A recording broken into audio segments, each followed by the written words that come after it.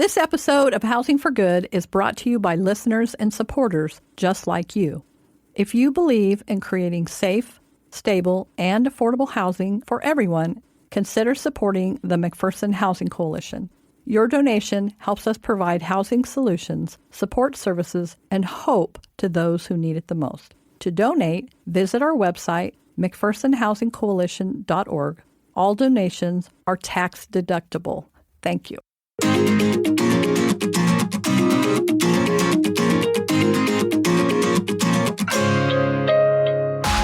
Welcome to Housing for Good, a podcast dedicated to housing topics and issues affecting our communities in McPherson County and beyond. With years of experience and expertise, hosts Chris Goodson and Carolyn Moore discuss housing challenges and opportunities with other experts from a variety of housing fields.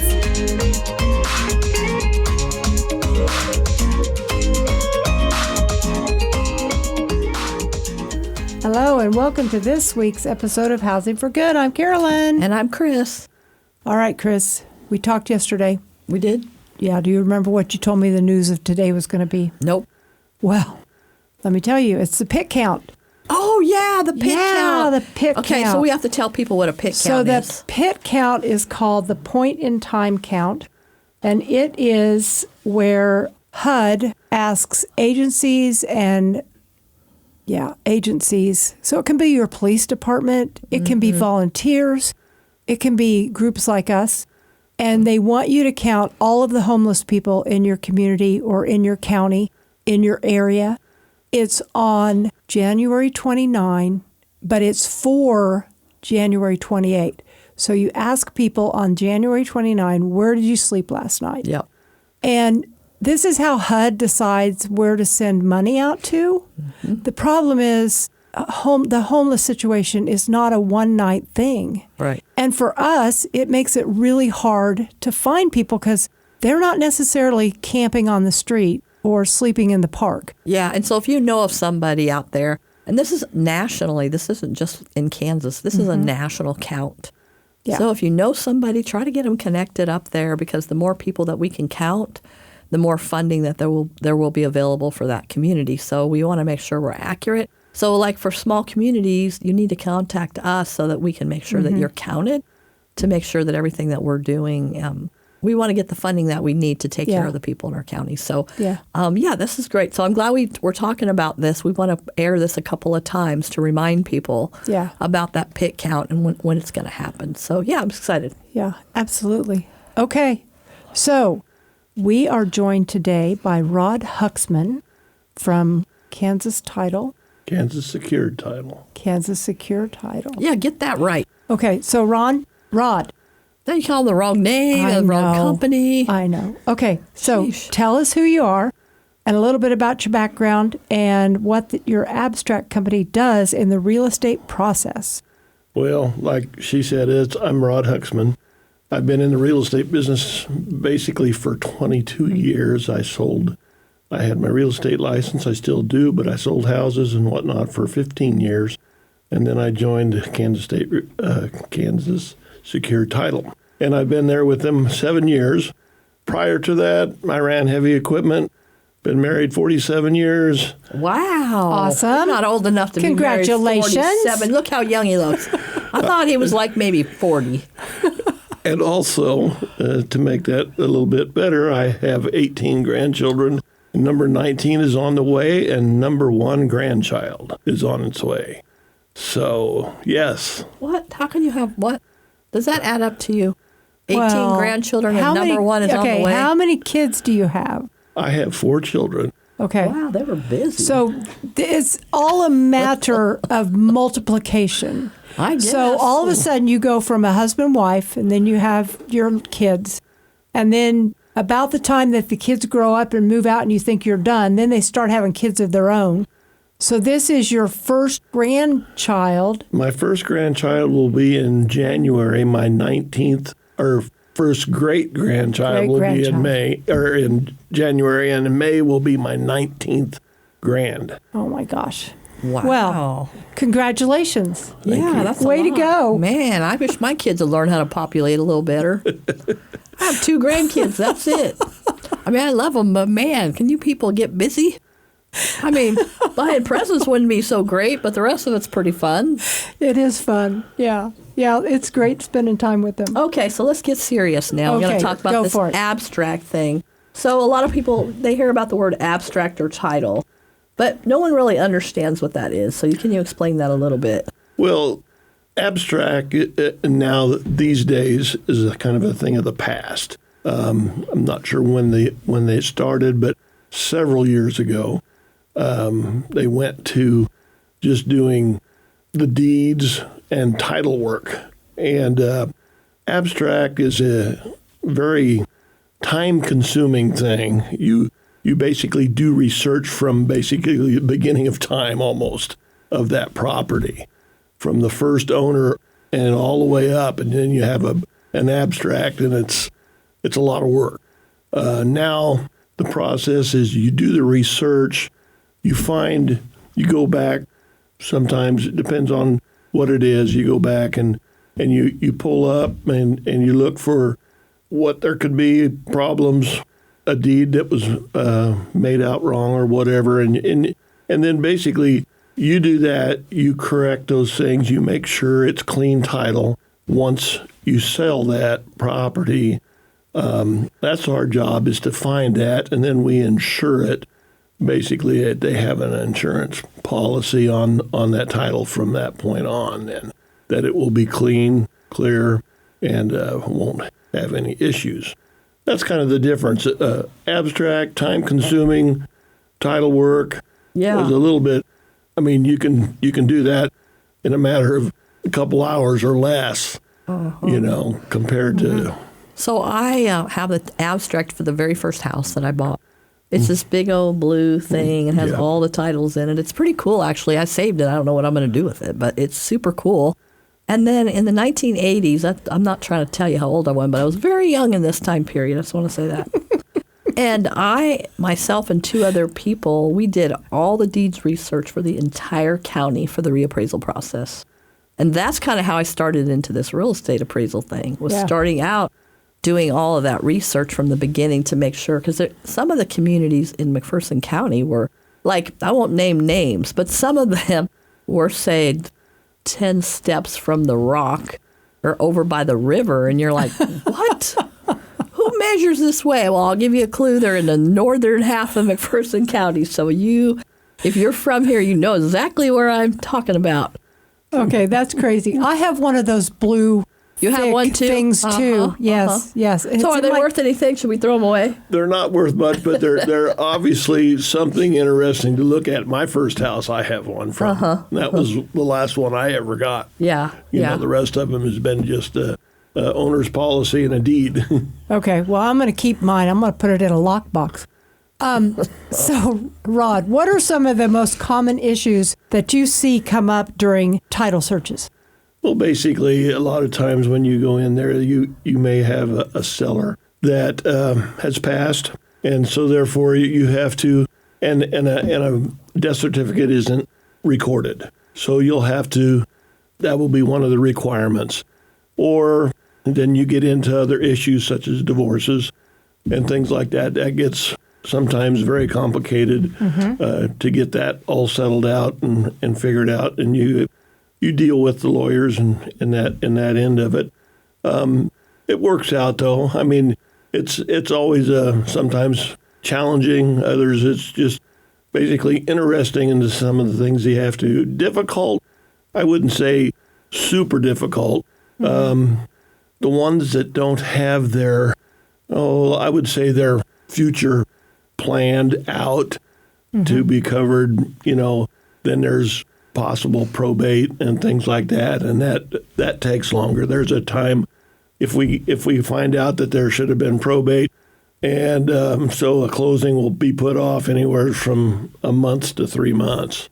Oh, if wow. that has to be done. Wow. So if you have, like we have a revocable trust, that makes it simpler, right? Yes. A trust makes it much simpler because if one of the trustees passes, it goes on to the other, and you'll have to have that death certificate once again to make sure that that's covered.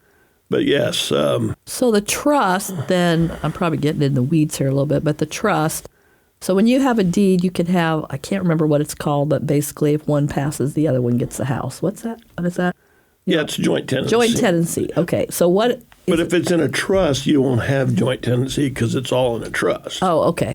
Yeah. Okay. But don't they kind of do the same thing? Yes. If if I'm going to buy a house, we'll buy it as a joint tenants. Mm-hmm. That way, if I pass, my wife gets it all.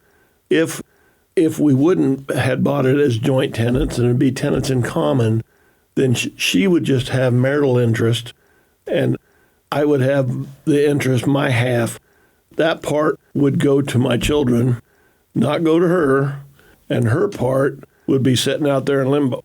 Boy, that could be some fun times, couldn't it? Oh, my gosh. So, yeah, exactly. I mean, when I was out at a house doing an appraisal with guy had a shotgun around him, I'm thinking, that's what this looks like. Holy smokes. Oh, yeah, it was pretty scary. I told my other appraiser, I was like, stay in the car, do not get out.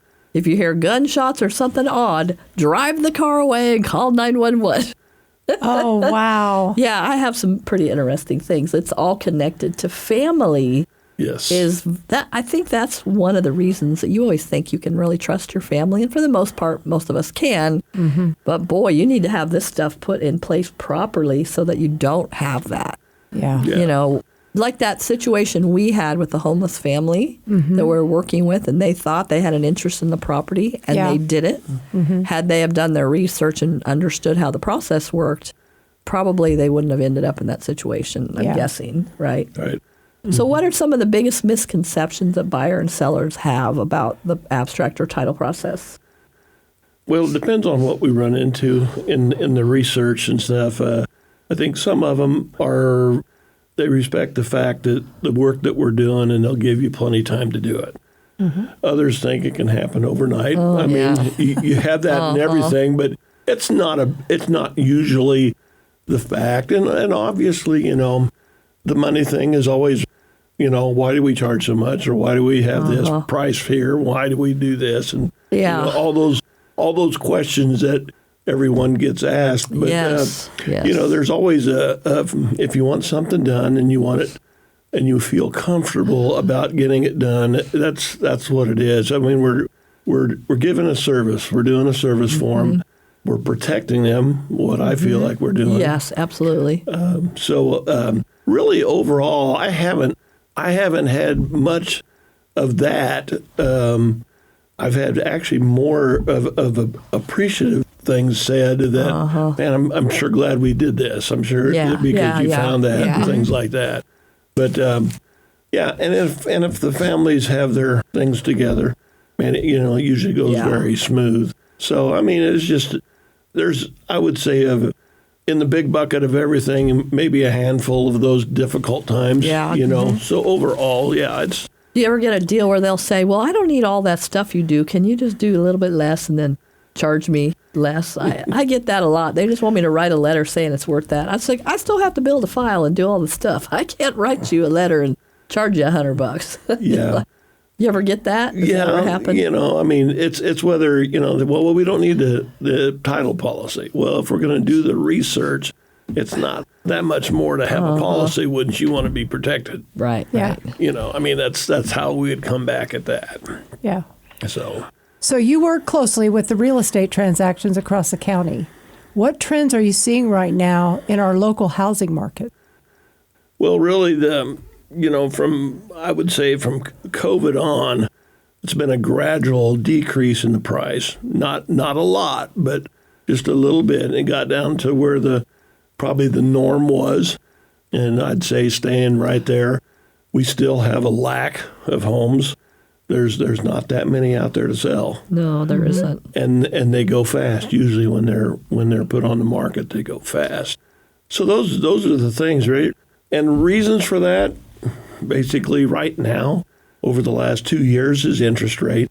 That's helped that trend, the slowing down. But it's picked up. I mean, there's definitely a pickup. I mean, once again, the interest rate is dropping again. Yay. We heard that. So, yes. I mean, and we've seen some rates in the mid 5s now, so that's a lot better than what it was. Yeah, that's still not. I think my first house was 13% interest. When I hear this, I'm like, please be quiet. Yes. No. 13% in my first house. It was a lot. And it was not an expensive home, trust me. Yeah. But it still added up. It does add up. So are there any particular challenges where it makes it a little more difficult to work in rural areas or small communities, or is it pretty much the same whether I'm in Wichita or say Galva or rural property out in the country? Is it all the same, or is there a lot more? Is there tricky stuff that you have to deal with? Well, in the rural, obviously you're out there and your legals are a little bit more difficult at times, and of course in McPherson County you have the rules on how many acres can be sold unless it's an existing building site or things like that. So. And we run into some of those, and then you find out that isn't approved, so they have to find out what do we have to do to get that taken care of, either more acres or do an application to see if everything would work out with the county commission and so on and so forth. So I know that at one point you had to have 40 acres, and then what people were doing was they'd give their kids 40 acres, their kids would put a house on it, and then the kids would keep 5 and then deed the rest back to the parents. I know of a lot of those situations, but now the county makes it so that if you do a survey, it has to be filed with the county, with the district. What is that? My brain just fogged out.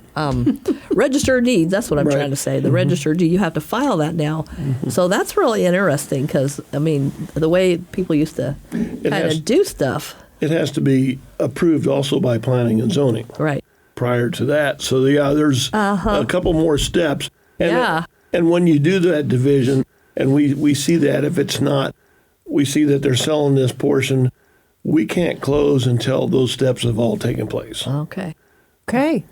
So how do you see the shortage of affordable housing impacting the work your office does? Does it impact at all? I can't say that it does. Okay. But how long have we been short? So I can't compare. Oh, forever. You know what I'm saying? Yeah. I can't compare with what it could have been when we had plenty, or I think we've probably been short for a long time. I don't know that they've ever had plenty since I've lived here. Exactly. Yeah. I think, and then you have to ask yourself, what's affordable? Yeah. You have the ones that make this much, the higher amount, then you got the middle, and then you have the lower amount. What's affordable for each level? 30% of your income, that's what's affordable. Yeah. And I think yes, if you're going to go with that percentage, definitely it is, I would say, very, very low and short for the lower amount, because you can't.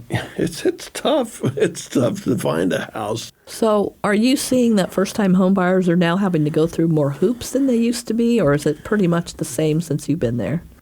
Well, since I've been there, it's probably pretty well the same. When I first started real estate, it was much easier to get a house that was cheaper. And unfortunately, when we saw that in 2 to 3 years, those houses were being resold. Yeah. Because they couldn't afford it. But it was a lot easier to get a loan back then. Now it's much more difficult. The application fact and everything is a little more stringent, tougher. Okay, so your business touches almost every real estate deal. How do you view the role of abstract companies in supporting community growth? Got a look on his face. Tricky questions, Carolyn. Yes, I know. That's what I go for, are the trickster Do you pick the trickster ones? Yeah. Yeah, she got that one for me, I think. I think basically if we get a contract, we do a job that is the best as we can do. We research it, and we'll do it for anyone. We're not going to say, okay, we'll just do it for this person or this person. Anyone that moves in, anyone, we'll do it for anyone. It doesn't matter. We don't hold back on what level they're on, where, Yeah. So, I think that we'll help anybody out that's willing to ask us. Okay. So here, our next question is: what does collaboration between organizations like McPherson Housing Coalition look like? Is that do you specifically collaborate with different groups, or mainly you're just in the line with the real estate businesses like the realtors and the appraisers and all of that? Yeah, that's pretty well all we. We're with the lenders, realtors. Is big, Yeah. I mean, that's who we deal with 99% of the time. Well, I know they've helped us close a couple loans. We own some property. We don't own a lot, but we own property. Yeah. Yeah, with the Habitat for Humanity. That's very. We enjoy working with them and the people that we work with in there too. It's always been a good experience, let's put it that way. So you don't enjoy working with McPherson Housing Coalition? Well, I don't know if I have very little. I got you. Yeah. You can cut that out, Joey, if it's necessary. I was just giving me a hard time. I am. I've known him forever. Somebody asked me, Bonnie Hoffman is a friend of mine. They're like, how did you know Bonnie? I don't know. It's just like I've known her forever. And so, I feel like that about you. I'm sure it had something to do with real estate. You sold property, I appraised property, so we must have had that connection. But him and I served on a board once. Me, him, and Charlie Williams served on a board to determine what land was going to be worth was that the K61 corridor or something? Yeah. Well, I don't remember what we did. But anyway, so, yeah. So I can give him a hard time is the point of what I'm trying to make today. Okay. So I'm on some cold medicine, so who knows what could come out of. I told her I'd give her an anxiety pill. She doesn't want it. Okay. So without naming names, what is one of the most interesting or unexpected title issues you've seen in your career? And you've been doing this for a minute, so. Well, I don't know if it was actually title issues, but I can say that we had. I don't know if it was that difficult. It might have been. It was a sizable transaction. Let's put it that way. Okay. And it was being sold from the parents' trust, and I would say a son and their sons actually bought almost every bit of those acres. Okay. And the rest of the children, it was interesting that the rest of them they were just always wanting to know, well, what's my share? What's my share? And that's the most interesting. And it seems like you get caught in the middle of that, that battle. But I would say difficult. I mean, I don't know if they're any super difficult. I would say the biggest word would be interesting. Oh, yeah. You might get frustrated at times, but why they, are asking those kind of questions all the time, because the answer will be given sooner or later, But, I mean, there are some. I mean, you have that. You have them. I would say, when we find in our research, we find something, and that someone had passed, and it wasn't recorded, and it was down the ways away, and then there's a gap in there, and we have to somehow figure out and do some type of affidavit to record that to fill that gap in. Those are probably the only things that are difficult. We had one just the other day that showed up that two deeds got recorded out of order. Oh, okay. The one in front should have been behind it. Yeah. And it was one of those things we look at and says, okay, common sense ought to tell you where that one should have been, so it really doesn't matter. It should have been there or here. Right. But we still have to legally record something that straightens it out. Yeah. Right. So. Do you do quick claims very often? Yeah, we do. You do that. When we bought our house, they had to have a quick claim deed because somebody was buying a contract for deed, and then they won something, and so the IRS was after them for money. So that tied up the house. So in order for us to get, it was the longest trying to buy a house you could ever imagine. So then they had to give us a quick claim deed saying they had no rights to the house because they didn't. They didn't go through with the contract. Anyway, so I remember that was a nightmare. But they finally got it figured out. They found the person, got the quitclaim deed, and finally, after however long, it took from like March to June or something to close on the dang house. It's like, do I really want this house? Yeah, or you'll have name issues. Is this person the same person as that's on the next deed? Mm-hmm. And we'll have to find someone that actually knew that person to sign that affidavit saying, yes, she is the same as this person here. Yeah, all those people that use those fake names. Middle initial, no initial. Middle name, no name. It's kind of interesting how that is. Yeah, I have on my passport, I have a middle initial, and the lady at the registered deed, she's like, do you have your middle initial, not your full name? I said, well, that's how it is on my driver's license. Okay. That caused a bit of a thing. So what advice do you have to give clients to help ensure that this is a smooth process for them? Is there anything at all they can do, or do we just count on other people to make sure that everything's done properly? Can they be proactive at all? Well, yeah. I mean, I would say in the fact if someone is going to sell a place and they know that, let's say a spouse has passed, make sure that death certificate is recorded. Once it is, then we won't have to ask for it down the road. Yeah. Some of those things, basically, just for the realtor, have your stuff ready for the realtor. If they come to our office and want a contract, and we've done that a lot, FSBO contract. Yeah. I help them out since I was a realtor. Yeah. I help them fill that contract out. I get as much information as I can on that contract. That's the main thing. If that contract is filled out right, and that is with names, that is with, I'm talking contact information and everything like that, that just makes it so much easier for us if we have all that. So that's the biggest thing I would say, So how do you see the title industry evolving over the next 5 to 10 years? Yeah, is it going to change? The appraisals, we're getting ready to have all new software. Can hardly wait. Well, to be honest with you, I think it has happened already in some other title companies. As of November 1st, we started a new computer system. Oh. And so everything that's come in since November 1st is going into that new system. So since I'm a closer, I'm doing everything that was in. Right now, I've caught a couple of those new ones, but not completely yet. Yeah. So I'm still working in old system and new system.